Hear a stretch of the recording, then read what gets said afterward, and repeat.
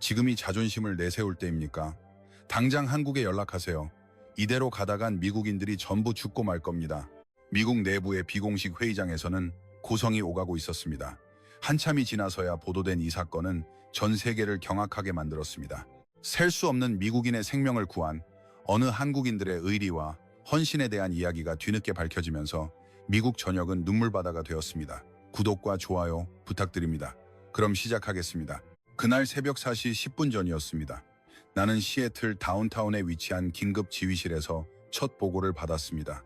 파이크 플레이스 마켓 근처 골목에서 20대 남성이 의식을 잃고 쓰러져 있다는 내용이었습니다. 국토안보부 DHS 요원으로서 이런 통보는 일상 다반사였지만 왠지 모를 불길한 예감이 엄습했습니다. 구급차가 도착했을 때 남성의 맥박은 거의 느껴지지 않았고 응급실 도착 10분 만에 사망 판정이 내려졌습니다. 담당 의사는 전형적인 약물 과다 복용으로 판단했습니다. 하지만 내가 현장에 도착해 확인한 혈액 검사 결과는 충격적이었습니다. 기존의 그 어떤 마약 성분도 검출되지 않았던 것입니다. 15년간 마약 단속 업무를 해왔지만 이런 케이스는 처음이었습니다. 즉시 상관에게 보고했지만 돌아온 대답은 단순한 검사 오류일 것이라는 말뿐이었습니다. 정말 그랬다면 좋았겠지만 무언가 마음에 걸렸습니다. 아니나 다를까 1시간 후 벨타운에서 두 번째 사망자가 발생했습니다.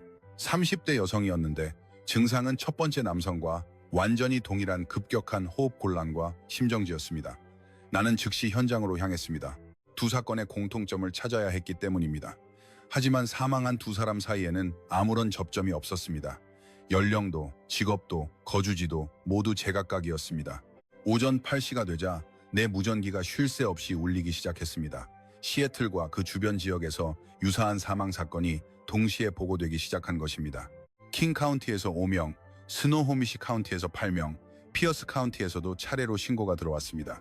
나는 차를 몰아 현장을 돌며 패턴을 찾으려 했지만 공통점이라고는 기존의 모든 검출 장비가 무용지물이라는 점뿐이었습니다. 무엇보다 충격적이었던 것은 사망자들의 연령층과 배경이 너무나 다양했다는 점입니다. 10대 고등학생부터 50대 회사원까지 성별도 인종도 관계없었습니다. 더욱 심각한 것은 사망자 중에는 평소 마약과는 전혀 무관한 삶을 살던 이들이 포함되어 있었다는 사실입니다. 내가 직접 유가족들을 인터뷰한 결과 그들 중 상당수는 술조차 거의 마시지 않는 사람들이었습니다. CDC 미국 질병통제예방센터 시애틀 지부는 오전 10시에 긴급 대응팀을 꾸렸습니다. 나 역시 연방 요원으로서 그 팀에 합류했습니다. 하지만 기존의 분석 장치들은 모두 허사였습니다. 질량 분석기, 크로마토그래피, 최신 분광기까지 동원했지만 정확한 성분을 특정할 수 없었습니다. 특히 이 물질이 마약 탐지견조차 무력화한다는 보고가 들어오자 나는 완전히 혼란에 빠졌습니다. 정오 무렵 워싱턴주의 보건당국은 비상사태를 선포했습니다. 사망자 수는 이미 30명을 넘어섰고 지금도 계속 늘어나고 있었기 때문입니다. 나는 지휘실에서 실시간으로 들어오는 통보를 정리하며 절망을 느꼈습니다.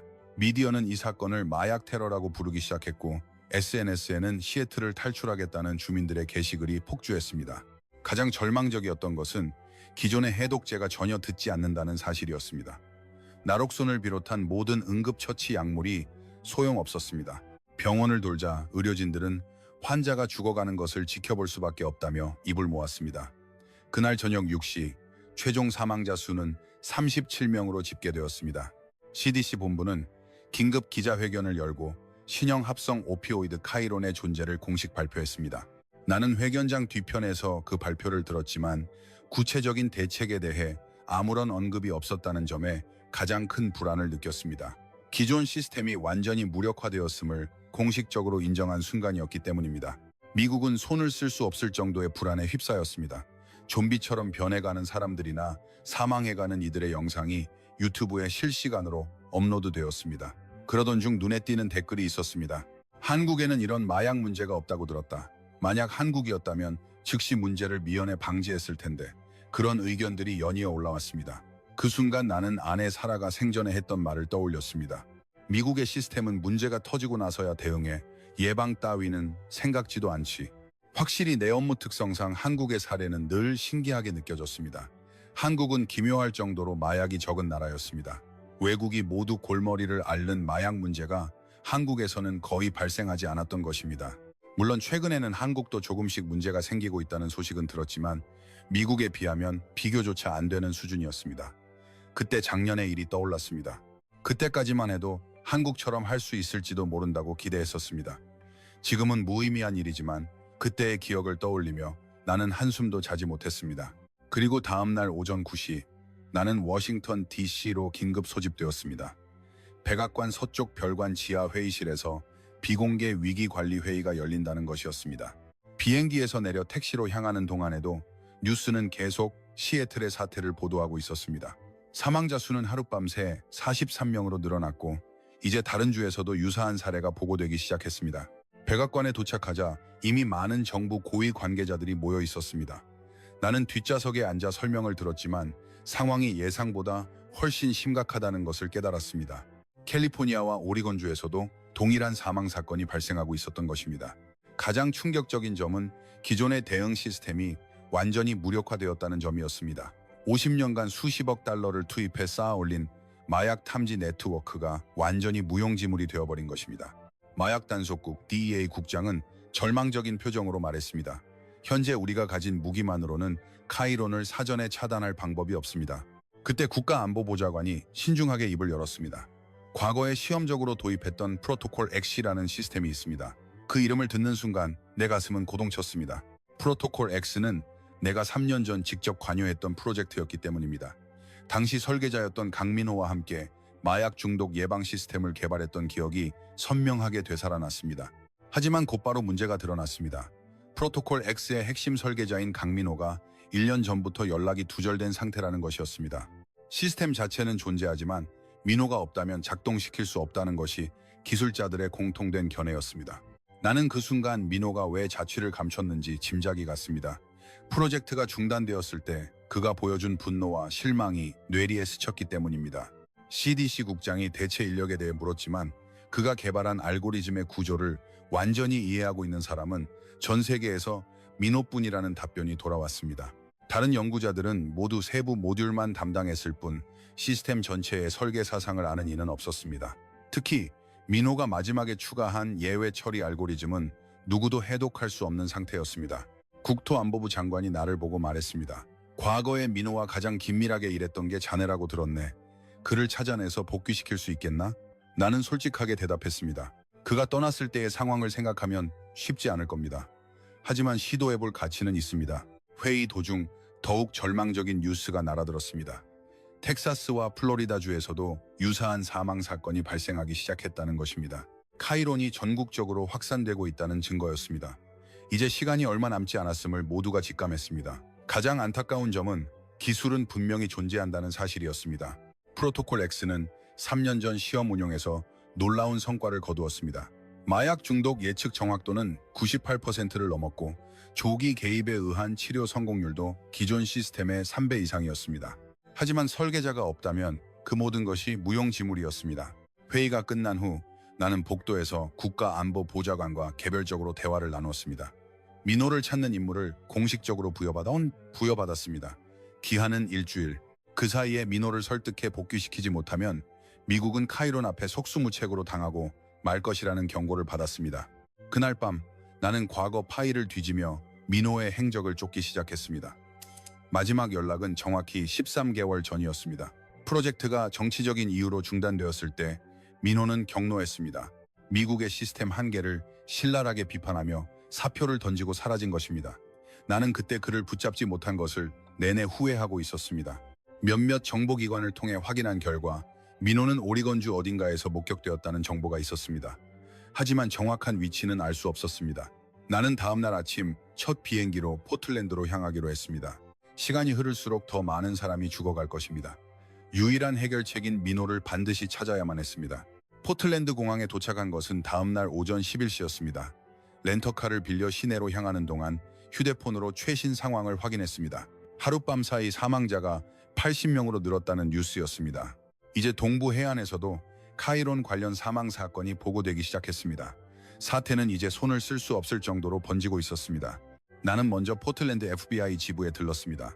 민호의 행적에 관한 추가 정보를 얻기 위해서였습니다. 담당 요원은 지난 6개월 동안 오리건주 남부에서 아시아계 남성이 목격되었다는 제보가 몇 건 있었다고 말했습니다. 하지만 구체적인 신원 확인은 되지 않은 상태였습니다. 가장 유력한 정보는 세일럼 근처의 작은 마을에서 온 것이었습니다. 한 주민이 아시아계 남성이 캠핑카를 운전해 자주 지나가는 것을 보았다고 제보했던 것입니다. 그 남성이 가끔 지역 홈센터에서 전자부품을 사갔다는 증언도 있었습니다. 나는 즉시 세일럼으로 향했습니다. 세일럼에서 남쪽으로 1시간 정도 차를 몰자 작은 산간 마을이 나타났습니다. 인구 3,000명 정도의 조용한 곳이었습니다. 나는 마을 중심에 있는 홈센터부터 찾아갔습니다. 주인은 중년 남성이었는데 내가 연방요원 신분증을 보여주자 신중하게 입을 열었습니다. 그 아시아계 남성은 지난 반년 동안 정기적으로 가게를 방문했다고 합니다. 주로 전자회로 부품이나 인두기 같은 것을 사갔다고 하더군요. 말수는 적었지만 예의 바른 사람이었다고 합니다. 가장 중요한 정보는 그 남성이 마을 동쪽 산악지대 근처에서 캠핑카로 생활하고 있는 것 같다는 증언이었습니다.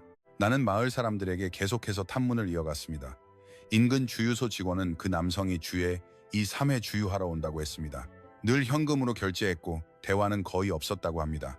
하지만 한 번은 의료 폐기물 처리에 대해 물어본 적이 있었다는 팁을 얻었습니다. 그날 늦은 시간, 나는 마을 동쪽 산악 지역을 돌기 시작했습니다. 굽이진 산길을 오르며 캠핑카의 흔적을 찾았습니다. 1시간 정도 수색한 끝에 숲 사이로 하얀 캠핑카가 보였습니다. 나는 차를 멈추고 신중하게 다가갔습니다. 캠핑카 주변에는 비닐하우스가 몇 동 설치되어 있었습니다. 그 안에서 무언가 작업하는 소리가 들렸습니다. 가슴이 두근거렸습니다. 정말 민호일까 하는 생각과 동시에 만약 맞다면 어떻게 설득해야 할지 고민되었습니다. 특히 1년 전 프로젝트가 중단되었을 때 그의 분노를 생각하면 쉽지 않을 것임을 알고 있었습니다. 비닐하우스 중 하나에서 전자음이 들려왔습니다. 의료기기에서 나는 소리 같았습니다. 나는 조심스럽게 문을 두드렸습니다. 안에 작업 소리가 멈추고 잠시 후 문이 열렸습니다. 그리고 내 눈앞에 강민호가 나타났습니다. 민호는 나를 보자 깜짝 놀라는 표정을 지었습니다. 하지만 이내 차갑고 경계하는 눈빛으로 변했습니다. 1년 사이에 꽤 수척해졌고 수염도 길게 자라 있었습니다. 작업복 차림이었지만 여전히 날카로운 지성을 느끼게 하는 눈빛은 그대로였습니다. 나는 간단히 인사하며 대화할 시간이 있느냐고 물었습니다. 민호는 잠시 나를 응시하더니 비닐하우스 안으로 들어오라고 손짓했습니다. 안에는 다양한 의료기기들이 놓여 있었는데 대부분 중고품이나 폐기된 것을 수리해서 사용하는 듯 보였습니다. 민호는 무슨 일로 왔느냐고 물었습니다. 나는 솔직하게 현재의 상황을 설명했습니다. 카이론이라는 신형 마약이 미국 전역으로 확산되어 기존 시스템이 무력화되었다는 것, 그리고 프로토콜 X가 유일한 해결책이라는 점을 덧붙였습니다. 민호의 반응은 예상대로였습니다. 냉소적인 표정으로 미국 정부가 이제 와서 나를 찾으러 왔나 라며 비꼬았습니다. 1년 전에는 예산 부족과 정치적 이유로 프로젝트를 중단시키더니 위기가 닥치자 그저 도움을 구하는 것이냐고 말이죠. 나는 개인적인 감정을 털어놓았습니다. 아내 사라가 약물 중독으로 죽었을 때 기존 시스템이 얼마나 무력했는지 몸소 경험했다고 말했습니다. 민호의 프로토콜 X가 있었다면 사라를 구할 수 있었을지도 모른다고, 지금도 수많은 사람이 같은 고통을 겪고 있다고 호소했습니다. 하지만 민호의 대답은 단호했습니다. 더 이상 미국 정부와는 일하고 싶지 않으며 지금 하고 있는 일에 만족하고 있다고 덧붙였습니다. 나는 민호가 구체적으로 무엇을 하고 있는지 궁금했지만 그의 소재를 파악한 것만으로도 큰 수확이라 생각하고 그날은 더 이상 묻지 않기로 했습니다. 다음 날 이른 아침, 나는 다시 민호를 찾아갔습니다. 솔직히 말해 헤어진 후 그가 지금 무엇을 하고 있는지 진심으로 궁금했습니다. 캠핑카 근처에 도착하자 민호는 이미 비닐하우스에서 작업을 시작하고 있었습니다. 나는 허락을 얻어 작업장을 구경했습니다. 생각보다 정교한 장치들이 설치되어 있었습니다. 혈액 분석기, 소형 원심 분리기, 그리고 본 적 없는 자작 장치들이 있었습니다. 모두 폐기된 의료기기 부품을 재활용해 만든 것 같았습니다. 민호는 내가 관심을 보이자 자신의 일에 대해 설명하기 시작했습니다. 이 지역의 약물 중독자들을 개별적으로 분석하고 있다는 것이었습니다. 병원이 버린 혈액 검사 장치를 수리해 중독자들의 생체 데이터를 수집하고 있었습니다. 특히 기존 치료법에 반응하지 않는 케이스를 중점적으로 연구하고 있다고 했습니다. 나는 민호에게 카이론에 대한 분석을 물었습니다. 혹시 이 새로운 마약에 대해서도 연구한 적이 있는지요? 민호는 조금 주저하다가 충격적인 이야기를 해주었습니다. 카이론의 화학 구조를 보면 동아시아, 특히 특정 국가의 연구소에서 개발되었을 가능성이 높다는 것이었습니다. 민호가 보여준 분석 자료는 소름 끼치는 것이었습니다. 카이론의 분자 구조가 기존 서구의 합성 마약과는 전혀 다른 패턴을 보이고 있었습니다. 특히 펜타닐 계열의 약물을 무력화하는 특정 화합물이 포함되어 있어 기존 해독제가 전혀 효과를 보이지 않는 이유라고 설명했습니다. 이런 정교한 설계는 국가급 연구소가 아니면 불가능합니다. 민호가 덧붙였습니다. 가장 우려되는 점은 카이론이 단순한 신형 마약이 아닐 가능성이었습니다. 민호는 이 물질이 미국의 마약 대응 시스템을 의도적으로 무력화할 목적으로 설계된 것 같다고 말했습니다. 마치 생화학 무기처럼 전략적으로 개발되었을 가능성이 있다는 분석이었습니다. 가장 인상적이었던 것은 민호의 접근 방식이었습니다. 대규모 시스템이나 정부 예산에 의존하지 않고 최소한의 자원으로 최대한의 효과를 내려 하고 있었습니다. 폐기된 부품을 조합해 만든 장치의 성능이 웬만한 병원 장치보다 정확하다는 사실에 놀랐습니다. 민호는 나에게 한 사례를 보여주었습니다. 지난달 분석한 20대 여성 중독자의 데이터였습니다. 기존 치료법으로는 회복 가능성이 거의 없다고 판단된 사람이었습니다. 하지만 민호의 분석에 따르면 특정 영양소의 결핍과 호르몬 불균형을 먼저 치료하면 중독 치료 성공률을 대폭 높일 수 있음을 발견한 것입니다. 나는 민호에게 왜 이런 일을 하느냐고 물었습니다. 민호의 대답은 의외였습니다. 미국의 시스템은 데이터만 보고 인간을 보지 않습니다. 통계와 효율성만 중시하고 개별 환자의 특수한 상황은 무시한다는 것이었죠. 그래서 시스템에 버림받은 사람들을 직접 도우려 한다고 설명했습니다. 민호는 계속해서 자신의 철학을 이야기했습니다. 진정한 치료는 기술이 아니라 인간에 대한 이해에서 시작된다고 말이죠. 프로토콜 X를 개발했을 때도 그 시각을 적용하려 했지만 정부는 효율성과 비용 절감만을 요구했다고 털어놓았습니다. 특히 카이론과 같은 전략적 위협에 대해서는 더욱 포괄적인 접근이 필요하다고 강조했습니다. 나는 그때 비로소 1년 전 프로젝트가 중단된 진짜 이유를 알 것 같았습니다. 단순한 예산 문제가 아니라 민호의 인간 중심 접근법과 정부의 효율 우선 방침 사이에 근본적인 대립이 있었던 것입니다. 민호는 모든 중독자를 구하려 했지만 정부는 비용 대비 효과가 높은 케이스만 선별하려 했던 것입니다. 오후에 민호는 나를 마을 중심부로 데려갔습니다. 작은 클리닉에서 봉사활동을 하고 있다는 것이었습니다. 주 2회 정도 무료 상담을 해주고 있었습니다. 클리닉에는 주로 보험이 없는 이들이나 기존 치료에 실패한 중독자들이 찾아오고 있었습니다. 민호가 환자와 상담하는 모습을 보며 나는 깊은 감명을 받았습니다. 한 명 한 명의 상황을 정중히 듣고 그 사람에게 맞는 해결책을 제시하고 있었습니다. 단순히 약을 처방하거나 표준 치료법을 적용하는 것이 아니라 그 사람의 생활 환경과 심리 상태까지 종합적으로 고려하고 있었습니다. 특히 인상적이었던 것은 10대 소년과의 상담이었습니다. 기존 재활 프로그램에서 여러 번 실패한 아이였지만 민호는 그 아이의 가족 상황과 학교 문제까지 파악해 통합적인 접근을 취하고 있었습니다. 단순히 약을 끊게 하는 것이 아니라 아이가 약에 의존하게 된 근본 원인을 해결하려 노력하고 있었습니다. 그날 밤 캠핑카로 돌아오는 길에 민호가 말했습니다. 지금의 생활에 만족한다고. 대규모 시스템은 운영하지 못해도 한 사람 한 사람을 제대로 도울 수 있는 것에 보람을 느낀다고요. 정부 프로젝트에서는 불가능했던 진정한 치유를 실현하고 있다고 자부하고 있었습니다. 그러니 나를 설득할 생각이라면 그만 돌아가세요. 하지만 나는 아직 포기할 수 없었습니다. 특히 카이론이 외부의 전략적 공격일 가능성을 생각하면 민호의 현재 활동만으로는 한계가 있습니다. 개별 치료로는 국가적인 위기에 대응할 수 없습니다. 나는 민호에게 다시 한번 복귀를 요청했지만 역시 거절당했습니다. 민호는 미국 정부에 대한 불신이 너무 깊다고 했습니다. 과거의 배신을 반복하지 않겠다는 보장이 없다는 것이었죠. 특히 프로젝트가 성공한 후에도 다시 정치적인 이유로 중단될 가능성을 우려하고 있었습니다. 나는 그의 걱정을 충분히 이해할 수 있었지만 지금 상황의 긴박함도 강조했습니다. 그날 밤 나는 민호의 허락을 얻어 캠핑카 근처에서 야영했습니다. 모닥불을 사이에 두고 앉아 있는데 민호가 나와 옆에 앉았습니다.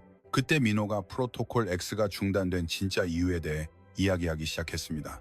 나는 지금까지 표면적으로만 알았던 당시의 숨겨진 사실들을 알게 되었습니다. 프로토콜 X의 초기 시뮬레이션에서 놀라운 결과가 나왔다고 합니다. 기존 시스템으로는 구할 수 없다고 여겨졌던 중독자들도 적절한 개입에 의해 회복될 가능성이 있다는 것을 발견한 것입니다. 민호는 그런 케이스도 모두 구제 대상에 포함해야 한다고 제안했습니다. 비용이 들더라도 모든 생명은 존엄하다는 그의 철학 때문이었습니다. 하지만 프로젝트 관리팀의 반응은 싸늘했다고 합니다. 특히 한 정부 관료가 노골적으로 반대했다는군요. 동양적인 감상론은 여기서 통하지 않는다는 말을 들었다고 합니다. 효율성과 비용 절감이 우선이라며 민호의 제안을 일축했습니다. 그 말을 듣고 나도 분노가 치밀었습니다. 결국 알고리즘에서 일정 리스크군을 자동으로 제외하도록 설계되었다고 합니다. 회복 가능성이 낮다고 판단된 중독자는 시스템이 자동으로 걸러냈던 것입니다. 민호는 그 결정에 강하게 반발했지만 이미 프로젝트 방향은 정해진 뒤였습니다. 인간을 선별하는 시스템이 되어버린 것에 민호는 깊은 좌절감을 느꼈다고 털어놓았습니다. 아니나 다를까 비극적인 사건은 그 후에 일어났습니다. 마크 톰슨이라는 23세 청년이 3번이나 구조를 요청했지만 모두 거부당했다는 것입니다. 시스템이 그를 회복 불가능한 고위험군으로 분류했기 때문이었습니다. 하지만 민호의 개별 분석에 따르면 적절한 치료만 받으면 충분히 회복 가능한 케이스였습니다. 마크는 결국 4번째 과다 복용으로 사망했습니다. 민호는 그 소식을 듣고 완전히 무너졌다고 합니다. 자신이 개발한 시스템이 구할 수 있었던 인간을 죽음으로 몰아넣었다는 죄책감을 견딜 수 없었던 것입니다. 그날 밤 민호는 프로젝트 중단을 선언하고 사표를 제출했다고 했습니다. 그 이야기를 들으며 나는 목이 메었습니다. 내 안에 살아도 비슷한 상황이었을 거란 생각이 들었기 때문입니다. 사라는 중독 재발 리스크가 높다고 분류되어 여러 번 치료 신청을 거절당했습니다. 시스템이 그녀를 버려도 되는 대상으로 판단했던 것입니다. 나는 민호에게 솔직히 털어놓았습니다. 사라가 마지막 과다 복용을 했을 때 나는 응급실에서 의사에게 최선을 다해달라고 애원했습니다. 하지만 의사는 차갑게 말했습니다. 이미 여러 번 재발한 환자라 치료 우선순위가 낮습니다. 그 순간 나는 시스템이 이미 내 아내를 포기했다는 것을 깨달았습니다. 나는 민호에게 고백했습니다. 사라가 죽은 후에도 나는 시스템을 옹호했다고, 개인적인 감정보다 전체의 효율성이 중요하다고 스스로를 속여왔다고요. 하지만 지금 생각해보면 그것은 진실에서 눈을 돌리기 위한 핑계였음을 인정했습니다. 나는 시스템의 한계를 알면서도 못 본 척하며 살아왔던 것입니다. 민호는 내 이야기를 조용히 들어주었습니다. 그리고 자신도 똑같은 죄책감을 느끼고 있다고 했습니다. 기술을 개발한 사람으로서 그 기술이 잘못 쓰이는 것을 막지 못한 책임이 있다고요. 특히 마크와 같은 사람들을 구하지 못한 것에 대한 후회가 크다고 말했습니다. 하지만 민호는 지금 자신이 하는 일에서 위안을 찾고 있다고 했습니다. 소규모이긴 하지만 한 사람 한 사람을 제대로 도울 수 있는 것에 의미를 두고 있는 것입니다. 시스템에 의해 버려진 사람들의 마지막 희망이 되려 노력하고 있다고 설명했습니다. 나는 민호의 마음을 이해했지만 그래도 그가 복귀하기를 바랐습니다. 개별 구제도 중요하지만 지금의 카이론 위기는 더 큰 규모의 대응이 필요합니다. 하지만 그의 상처가 얼마나 깊은지 알게 된 이상 가볍게 권유할 수는 없었습니다. 모닥불의 불씨가 꺼져갈 무렵 나는 민호에게 마지막으로 물었습니다. 만약 시스템을 완전히 새롭게 설계할 수 있다면, 즉 인간을 선별하지 않고 모든 사람을 구하는 시스템을 만들 수 있다면 어떨까요? 민호는 한참을 생각하더니 그 조건이라면 검토해볼 여지는 있습니다 라고 신중하게 답했습니다. 다음날 아침 나는 민호와 마을 카페에서 아침 식사를 했습니다. 어젯밤 대화 이후 서먹함은 많이 사라진 듯 했습니다. 민호도 내가 단순히 임무를 수행하러 온 것이 아니라 진심으로 문제를 해결하고 싶어 한다는 것을 알아준 것 같았습니다. 카페에서 커피를 마시며 나는 내 개인적인 이야기를 더 털어놓기로 했습니다. 왜 내가 이 일에 이토록 집착하는지 그 이유를 말입니다. 내 아내 사라는 간호사였습니다. 응급실에서 근무하며 극도의 스트레스에 시달렸습니다. 처음에는 단순한 진통제에서 시작되었습니다. 야근 후 잠을 자기 위해서였죠. 하지만 점차 강한 약이 필요해졌고 마지막엔 불법 약물에까지 손을 대고 말았습니다. 나는 그 과정을 알면서도 제대로 막지 못했습니다. 가장 후회되는 점은 사라가 처음에 도움을 요청했을 때입니다. 당시 나는 국토안보부에서 마약 단속 업무를 막 시작한 참이었습니다. 사라는 자신이 중독임을 고백하고 치료받고 싶다고 했습니다. 나는 즉시 최고의 재활 시설을 알아봤지만 어디든 대기 명단이 너무 길다는 답변만 돌아왔습니다. 결국 사라는 공공치료 프로그램에 등록했습니다. 하지만 그곳의 시스템은 엉망이었습니다. 개별 환자의 특수성은 전혀 고려되지 않았습니다. 사라는 3번 재발했고 그때마다 시스템은 그녀를 더 위험한 환자로 분류했습니다.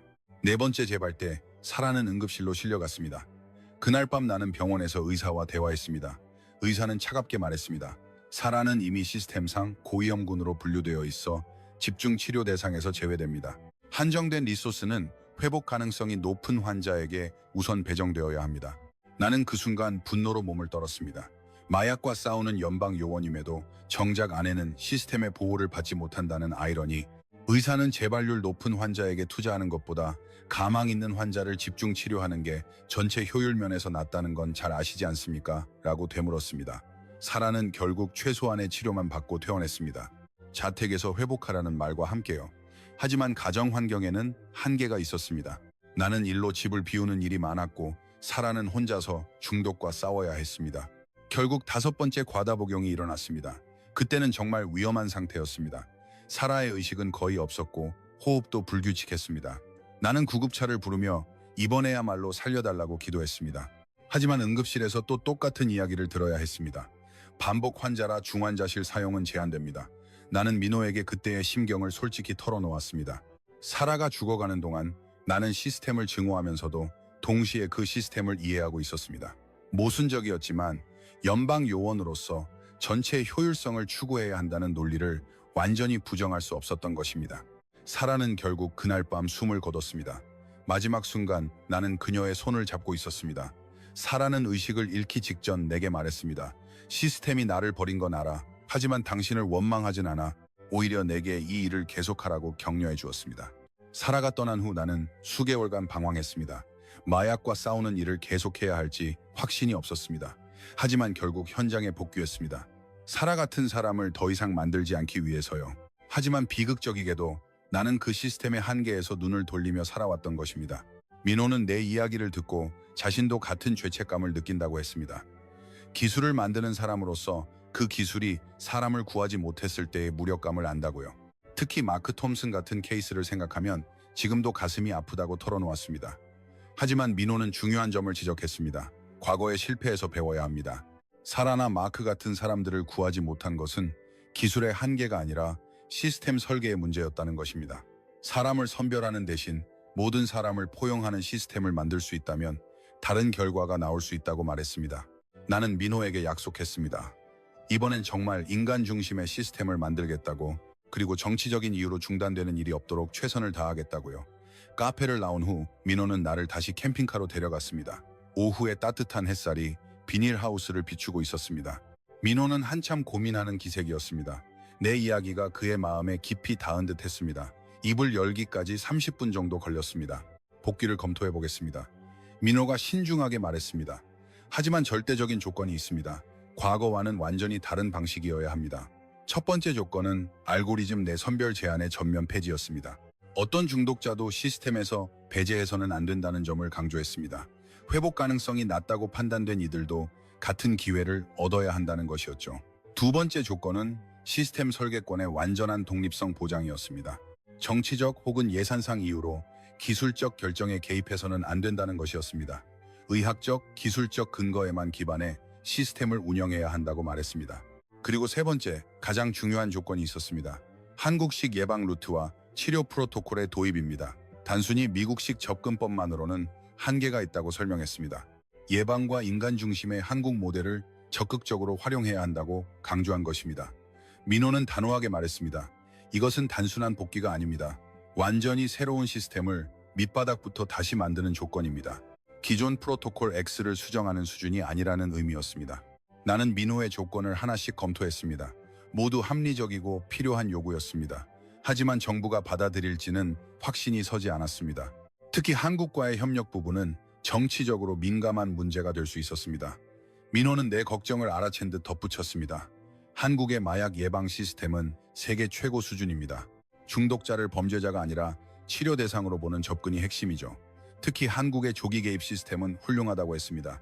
중독의 위험한 징후를 사전에 포착해 미연에 방지하는 방식이죠. 문제가 심각해진 후에 대응하는 미국식과는 근본적으로 다르다고 강조했습니다. 나는 민호에게 시간이 얼마나 필요한지 물었습니다. 민호는 정부의 결정을 일주일 이내에 알려달라고 했습니다. 그 이후에는 다른 계획을 세워야 한다고요. 카이론 위기가 더 확산되기 전에 결단을 내려야 한다는 뜻이었습니다. 민호의 마지막 조건이 가장 중요했습니다. 모든 협의 과정을 투명하게 공개할 것, 과거처럼 비밀리에 진행되다 갑자기 중단되는 일은 없어야 한다고 말했습니다. 나는 민호의 모든 조건을 메모했습니다. 솔직히 쉬운 요구는 아니었습니다. 하지만 현재의 위기 상황을 고려하면 불가능하지도 않았습니다. 정부가 받아들일 가능성이 크다고 판단했습니다. 그날 오후 나는 워싱턴에 보고서를 보냈습니다. 민호의 조건을 상세히 적고 특히 한국과의 협력이 불가결하다는 점을 강조했습니다. 카이론 위기 해결의 유일한 방법이라고 덧붙였습니다. 몇 시간 후 워싱턴에서 답장이 왔습니다. 긴급 회의를 소집하겠으니 내일 아침 비행기로 복귀하라는 지시였습니다. 민호의 조건을 검토하겠다는 의미였습니다. 나는 민호에게 상황을 전달했습니다. 정부가 진지하게 검토 중이라고요. 하지만 결과는 보장할 수 없다고 솔직히 말했습니다. 민호는 알고 있다는 듯 고개를 끄덕였습니다. 다음 날 오전 워싱턴에 도착한 나는 즉시 국토안보부 본부로 향했습니다. 긴급 회의는 오후 2시로 예정되어 있었습니다. 회의실에는 전날보다 더 많은 정부 고위 관계자들이 모여 있었습니다. 카이론 사태가 심각해지며 더 많은 부처가 관여하게 된 듯했습니다. 나는 민호와의 면담 결과를 상세히 보고했습니다. 특히 민호가 제시한 3가지 조건에 대해 하나씩 설명했습니다. 알고리즘 선별 제한 폐지, 시스템 설계권 독립성 보장, 그리고 한국식 개입 루트 도입이었습니다. 회의실 공기는 점차 무거워졌습니다. 참석자들의 표정에서 복잡한 계산이 시작되었음을 알 수 있었습니다. 첫 번째와 두 번째 조건에 대해서는 큰 이견이 없었습니다. 현재의 절박한 상황을 고려하면 충분히 수용 가능한 요구라는 의견이 다수였습니다. 하지만 세 번째 조건인 한국과의 협력에서 문제가 터져 나왔습니다. 보건복지부 관료들이 강하게 반발하기 시작한 것입니다. 특히 상원보건위원회 소속 스태프 디렉터가 즉각 반대 의사를 표명했습니다. 가장 격렬하게 반대한 이는 보건복지부 차관이었습니다. 한국인에게 미국의 핵심 시스템을 맡기다니 주권 침해다. 외국 기술이나 방법론에 의존하는 것 자체가 미국의 자존심을 상하게 하는 일이다라며 목소리를 높였습니다. 다른 몇몇 관료들도 그에 동조하는 분위기였습니다. 국방부 대표는 기술 유출 우려까지 언급했습니다. 심지어 노골적으로 그건 한국이 감시사회라 가능한 일이지 여기는 자유민주주의 국가 미국이다라며 비꼬는 관료도 있었습니다. 한국식 접근은 미국 사회에 맞지 않는다는 주장이었습니다. 그런 발언들을 들으며 나는 분노가 치밀었습니다. 사람의 목숨이 달린 문제를 이데올로기의 틀로만 보려는 것이 이해되지 않았습니다. 나는 반박했습니다. 현재 미국의 상황을 냉정하게 봐야 합니다. 카이론 사망자는 이미 100명을 넘었고 기존 시스템은 무력화되었습니다. 자존심을 세울 때가 아니라 실용적인 해결책을 찾아야 할 때입니다. 특히 사라의 사례를 들어 기존 시스템의 한계를 생생하게 설명했습니다. 그리고 한국의 마약 대응 시스템이 실제로 어떤 성과를 내고 있는지 자료를 제시했습니다. 한국의 마약 중독률은 미국의 10분의 1 수준이며 치료 성공률은 3배 이상입니다. 또한 예방 시스템의 효율성은 비교조차 안 될 정도로 뛰어납니다. 이런 객관적인 데이터 앞에서도 감정적인 반대를 이어가는 것을 이해할 수 없었습니다. 국가안보보좌관이 중재에 나섰습니다.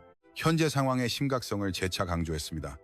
카이론이 전국으로 퍼지고 대안이 없는 상황에서 이념 논쟁을 벌일 시간이 없다는 것이었죠. 하지만 반대는 여전히 완강했습니다.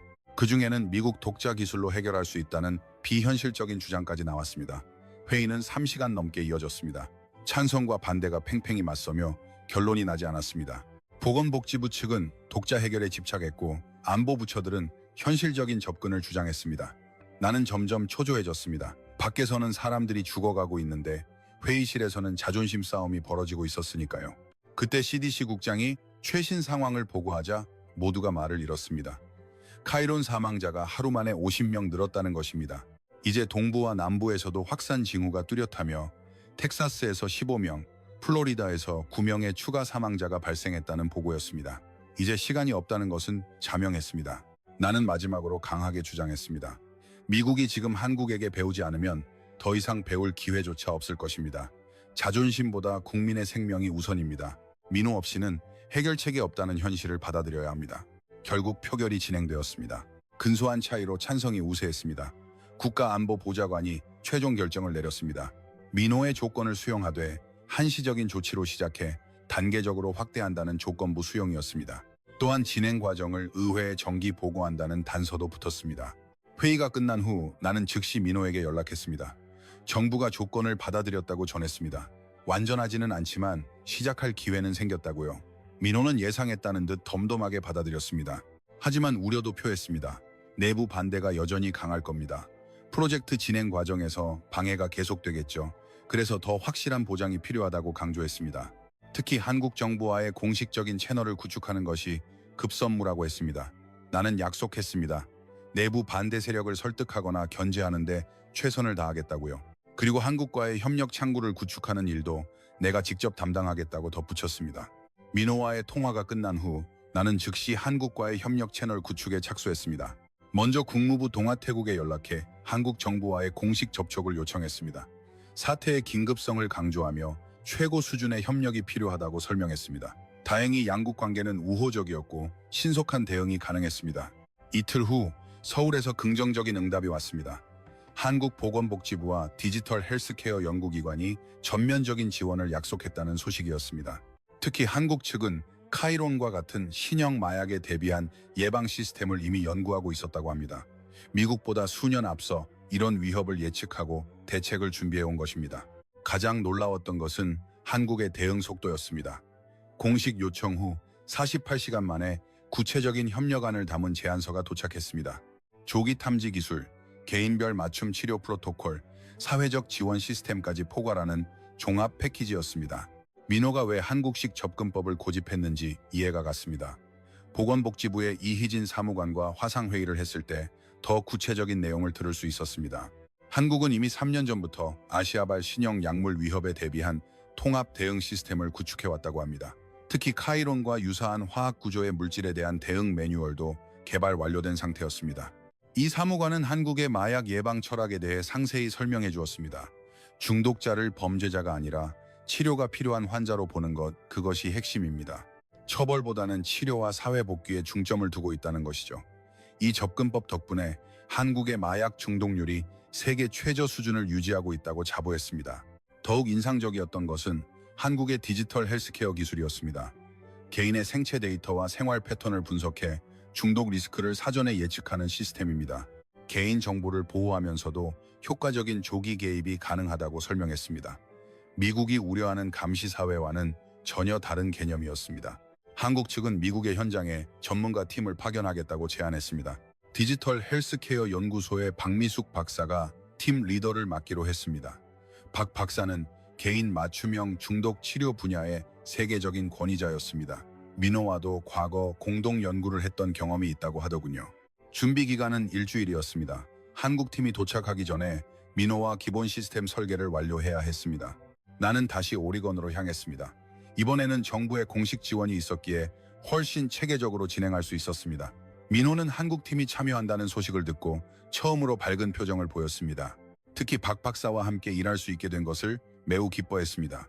과거 공동 연구에서 서로의 철학이 잘 맞았다고 합니다. 인간 중심 접근법에 대한 공감대가 있었던 것이죠. 민호는 캠핑카 작업실에서 새로운 프로토콜 X의 기본 설계를 시작했습니다. 이번에는 과거와 완전히 다른 접근이었습니다. 효율성보다 포용성을 우선하는 알고리즘, 모든 중독자를 구제 대상에 포함하고 개별 특성을 반영한 오더메이드 치료법을 적용하는 것이 핵심이었습니다.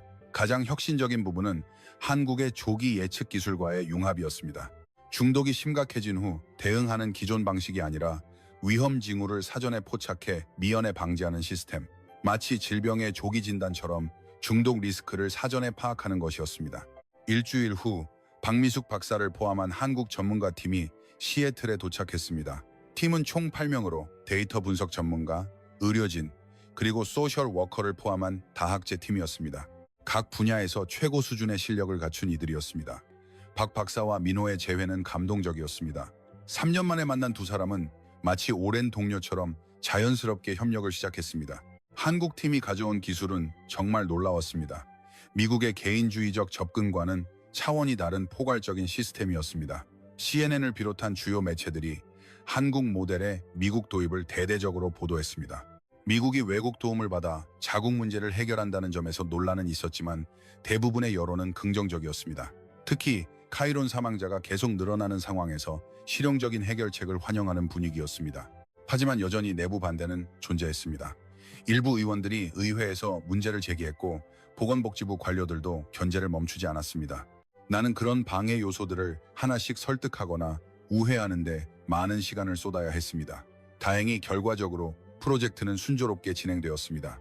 한국 팀과 민호가 합류한 첫 일주일은 정말 놀라움의 연속이었습니다. 시애틀 인근에 임시 연구소를 설치하고 본격적인 시스템 개발에 착수했습니다. 박 박사가 가져온 한국의 기술과 민호의 기존 프로토콜 X가 융합되자 완전히 새로운 차원의 시스템이 탄생하기 시작했습니다. 처음 도입된 것은 인간 중심 예외 처리 루트였습니다. 기존 시스템에서는 알고리즘이 자동으로 환자를 분류하고 제외했지만 새 시스템에서는 모든 케이스에 대해 인간 전문가가 개입할 수 있도록 설계되었습니다. 특히 시스템이 회복 불가로 분류한 환자에 대해서는 반드시 의료팀의 재검토를 거치도록 했습니다. 나는 개발 과정을 지켜보며 깊은 감명을 받았습니다. 민호와 박 박사 그리고 한국 팀원들이 보여주는 협력 체제는 정말 환상적이었습니다. 서로 다른 문화적 배경을 가졌음에도 사람을 살린다는 공통 목표 앞에서 완벽한 시너지를 내고 있었습니다. 박 박사가 특히 강조한 것은 예방의 중요성이었습니다. 한국에서는 중독이 발생하기 전 위험 요인을 미리 제거하는 데 집중한다고 설명했습니다. 교육, 상담, 사회적 지원을 통해 아예 마약에 손대지 않게 하는 것이 가장 효과적이라는 철학이었습니다. 새 시스템의 가장 핵심적인 부분은 실시간 적응 기능이었습니다. 환자의 상태 변화에 따라 치료법을 즉각 조정할 수 있는 기능입니다. 획일적인 표준 프로토콜 대신 개인 맞춤형 치료가 가능해진 것이죠. 이는 한국의 정교한 의료기술과 민호의 알고리즘이 결합한 결과였습니다. 나는 민호에게 이 시스템에 대한 소감을 물었습니다. 민호는 감격스러운 표정으로 대답했습니다. 내가 꿈꿔온 진정한 치료 시스템이 드디어 현실이 되었습니다. 과거 프로토콜 X의 한계를 완전히 극복했다는 것이었습니다. 인상적이었던 것은 시스템의 투명성이었습니다. 모든 결정 과정이 공개되고 환자와 가족도 치료 방침에 대해 충분한 설명을 들을 수 있게 설계되었습니다. 과거처럼 블랙박스형 알고리즘이 일방적으로 판단을 내리는 게 아니라 모든 관계자가 참여하는 민주적인 치료 프로세스였습니다. 개발 2주차에 첫 시험 운용을 했습니다. 시애틀 지역의 한 병원에서 소규모로 실시되었습니다. 기존 시스템으로는 치료가 어렵다고 판단된 5명의 환자가 대상이었습니다. 결과는 놀라웠습니다. 모든 환자에게서 긍정적인 반응이 나타난 것입니다.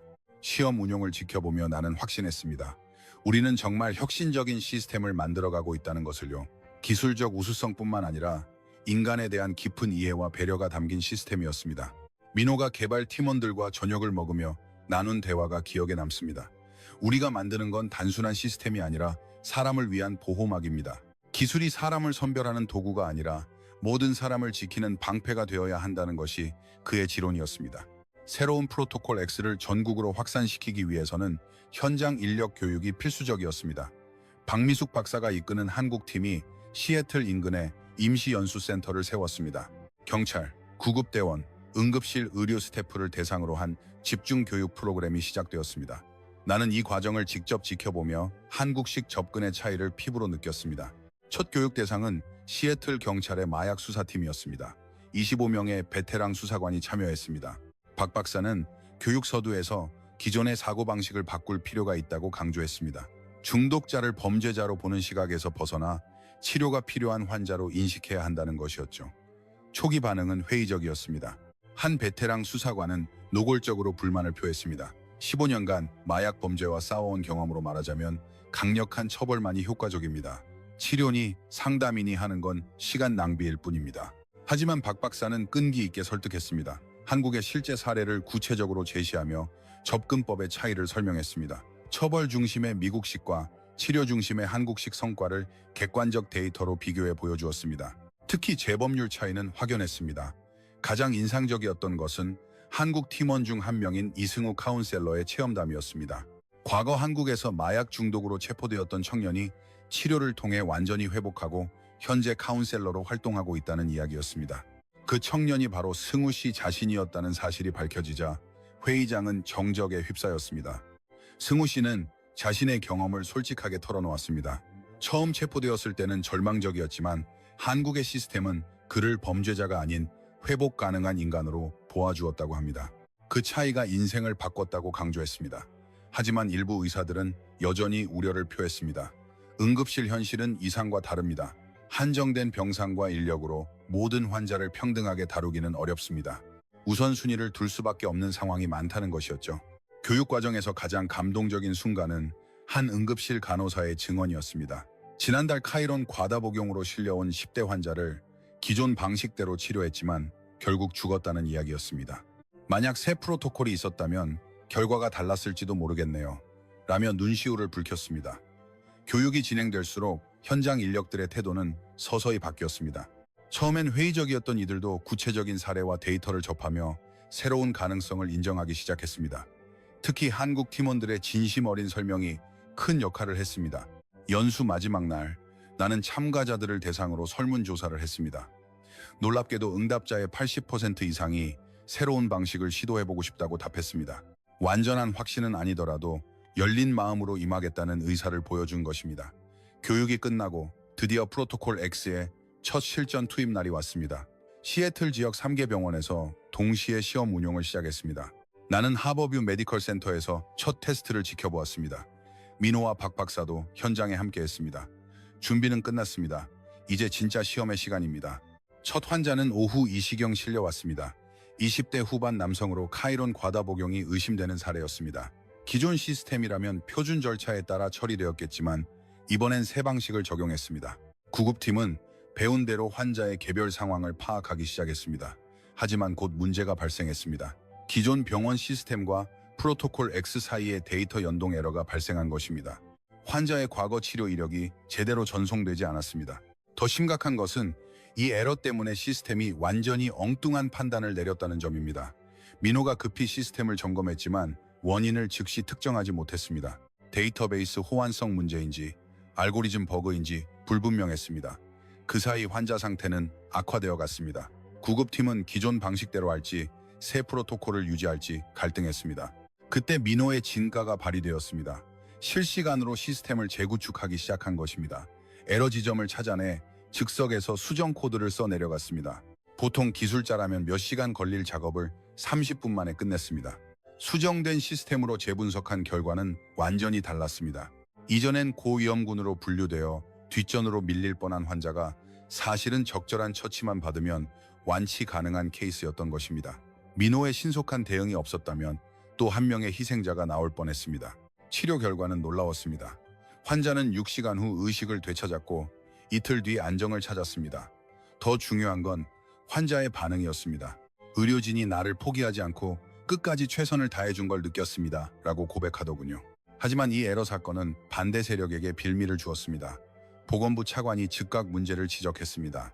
검증되지 않은 외국 기술에 의존하는 게 얼마나 위험한지 보여주는 사례다라며 중단을 요구했습니다. 나는 긴급히 해명에 나섰습니다. 이번 에러는 시스템 자체의 문제가 아니라 기존 인프라와의 호환성 문제였다는 점, 오히려 민호의 실시간 대응 능력과 한국팀의 예외 처리 시스템이 얼마나 중요한지 증명한 사례라고 강조했습니다. 언론도 이 사건을 주목했습니다. 일부는 시스템 불안정을 지적했지만 대부분은 민호의 영웅적 대응에 초점을 맞췄습니다. 민호는 이번 사건을 통해 교훈을 얻었다고 했습니다. 아무리 완벽한 시스템도 예외는 있습니다. 그래서 인간의 개입과 판단이 더 중요한 겁니다. 기술은 도구일 뿐 최종 결정은 사람이 해야 한다는 철학을 재확인한 셈입니다. 이후 시스템 안정성은 대폭 향상되었습니다. 민호와 한국팀이 밤낮 없이 작업해 호환성 문제를 해결했습니다. 일주일 후 두 번째 테스트는 완벽하게 성공했습니다. 첫 시스템 에러 사건이 해결되고 한 달 후 우리는 진정한 성공 사례를 목격했습니다. 주인공은 30세 여성 미셸 로드리게스였습니다. 그녀는 기존 시스템에서 회복 가망 없음으로 분류된 대표적인 케이스였습니다. 펜타닐 중독으로 지난 3년간 15번이나 응급실에 실려왔고 모든 재활 프로그램에서 실패했던 사람입니다. 미셸의 마지막 과다 복용 사건은 프로토콜 X가 공식 가동된 지 3일째 되던 날 발생했습니다. 나는 그날 하버뷰 센터에서 시스템 모니터링을 하고 있었습니다. 오후 6시경 들어온 미셸을 보고 의료진들의 표정은 어두워졌습니다. 이미 너무 자주 본 얼굴이었으니까요. 기존 방식이었다면 미셸은 최소한의 처치 후 퇴원당했을 것입니다. 하지만 프로토콜 X는 달랐습니다. 우선 미셸의 생활 실태를 종합 분석했습니다. 박 박사가 직접 미셸과 면담했습니다. 놀랍게도 그녀의 중독 배경에는 복잡한 사정이 있었습니다. 5살 딸을 혼자 키우는 싱글맘이었고 극심한 경제적 압박과 육아 스트레스로 인해 약에 손을 댔던 것입니다. 무엇보다 딸을 잃을까봐 제대로 된 치료를 받지 못하고 숨어 지냈던 거죠. 한국팀의 소셜워커 정지훈 씨가 미셸의 사회 환경을 조사했습니다. 그녀가 사는 지역은 마약이 만연한 곳이었고 주변에 도움을 줄 지지 체계가 전혀 없었습니다. 오히려 마약상들이 그녀의 약점을 이용하고 있었죠. 민호가 설계한 감정 분석 알고리즘은 중요한 통찰을 주었습니다. 미셸의 중독은 쾌락 추구가 아니라 극도의 외로움과 절망감에서 오는 자기 파괴적 행동이라는 분석이었습니다. 딸에 대한 사랑은 여전하지만 좋은 엄마가 되지 못한다는 죄책감이 중독을 심화시킨 것이었습니다. 새 프로토콜은 미셸에게 통합치료 계획을 제시했습니다. 약물 치료는 물론 주거 개선, 육아 지원, 직업 훈련을 포함한 패키지였습니다. 특히 딸과 함께 지낼 수 있는 안전한 환경 확보를 최우선으로 했습니다. 처음 미셸은 회의적이었습니다. 수많은 약속이 지켜지지 않았던 경험 때문이었죠. 하지만 한국 팀은 달랐습니다. 거창한 약속보다 작은 것부터 확실히 실천했습니다. 첫 단계는 시애틀시 당국과 협력해 깨끗한 아파트를 제공한 것이었습니다. 딸의 보육원 문제도 해결해 주었습니다. 치료에 집중할 수 있는 환경을 먼저 만든 것입니다. 두 번째는 의료적 치료였지만 미셸의 개별 상황에 맞춘 오더메이드 방식이었습니다. 특히 우울증과 불안장애 치료가 병행되었습니다. 중독 원인을 해결하지 않으면 겉핥기식 치료는 무의미하다는 판단이었습니다. 가장 중요했던 건 미셸의 자존감 회복이었습니다. 박 박사는 그녀에게 반복해서 말했습니다. 당신은 훌륭한 엄마입니다. 딸을 사랑하는 마음만으로도 충분히 가치 있는 사람입니다. 중독이 도덕적 결함이 아닌 치료 가능한 병이라는 인식을 심어준 것이 핵심이었습니다. 놀라운 변화는 3주차에 시작되었습니다. 미셸이 처음으로 일주일 동안 약 없이 버틴 것입니다. 작은 성공이었지만 그녀에겐 엄청난 자신감이 되었습니다. 딸과 함께 공원에서 놀아줄 수 있었다며 눈물을 흘리더군요. 6주 후 미셸을 다시 만났을 때 나는 전혀 다른 사람을 보는 것 같았습니다. 눈빛에 생기가 돌고 웃음이 자연스러워졌습니다. 과거의 죄책감에서 벗어나 엄마로서의 역할을 되찾아가고 있었습니다. 언론 인터뷰에서 미셸이 한 말이 깊은 울림을 주었습니다. 이 시스템은 저를 인간으로 봐주었습니다. 중독자라는 낙인이 아니라 회복해야 할 사람으로 대우해 주었죠. 그 차이가 제 인생을 바꿨습니다. 미셸의 사례는 프로토콜 X의 첫 완전 회복 사례가 되었습니다. 회복자 0번이라 불리며 다른 환자들에게 희망의 상징이 되었습니다. 기존 시스템으로는 불가능하다고 믿었던 일이 현실이 된 순간이었습니다. 미셸의 성공 사례가 보도되자 전국적인 관심이 쏠렸습니다. 하지만 진짜 놀라운 결과는 그 이후에 나타났습니다. 프로토콜 X가 시험 운용되던 시애틀 인근 지역의 마약 중독률이 급격히 감소하기 시작한 것입니다. 매주 나오는 통계 보고서를 보며 나는 믿기지 않는 변화를 목격했습니다. 가장 의미 있는 변화는 현장에서 일어났습니다. 의료 스태프들의 증언이 이를 뒷받침했습니다. 한 응급실 의사는 말했습니다. 이전엔 중독 환자를 볼 때마다 절망을 느꼈지만 이제는 희망을 품게 되었습니다. 그날 저녁 나는 민호를 찾아가 진심 어린 감사를 전했습니다. 민호는 인사 대신 내게 종이컵 하나를 건넸습니다. 커피 한 모금을 마시고 나는 깜짝 놀랐습니다. 민호는 그것이 한국의 믹스 커피라고 알려주었습니다. 이제야 단맛을 느낄 수 있게 되었습니다. 라며 웃더군요. 이전까지는 늘 마음이 아파서 쓴 커피만 마셨다고 합니다. 나는 민호의 말에 가슴이 아릿하면서도 그가 되찾은 이 작은 행복이 너무나 고마워 그저 함께 미소 지었습니다. 앞으로 민호와 함께 헤쳐나갈 미래는 희망으로 가득 차 있을 것 같다는 예감이 들었습니다. 파일 끝.